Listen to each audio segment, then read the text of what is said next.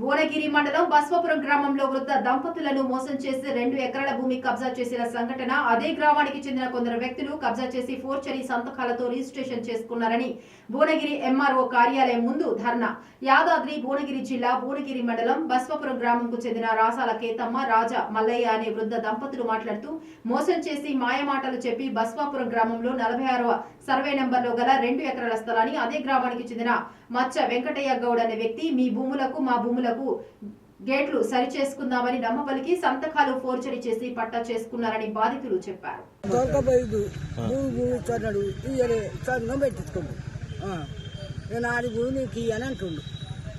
నాకేడ చూపియరే, ఏం చూపియరే, వంతుకొచ్చిస్తే ఓ బందుకుంటానని అనుకున్నా.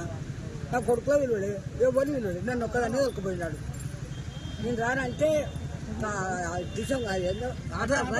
దొరకపోయి అట్లా. ఇప్పుడు 10 మంది కొత్తలేడు, ఎల్ల కొత్తలేడు,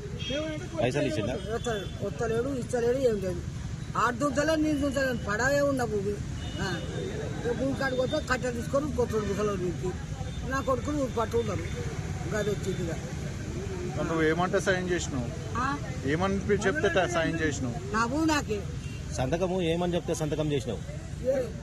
బదలు ఇస్తాడే ఇచ్చా, బదలు బాధలే కదా, బదలు ఇస్తే అప్పుడు భూమి అంతకు భూమి ఇస్తాడే సంతకం చేసేసారు.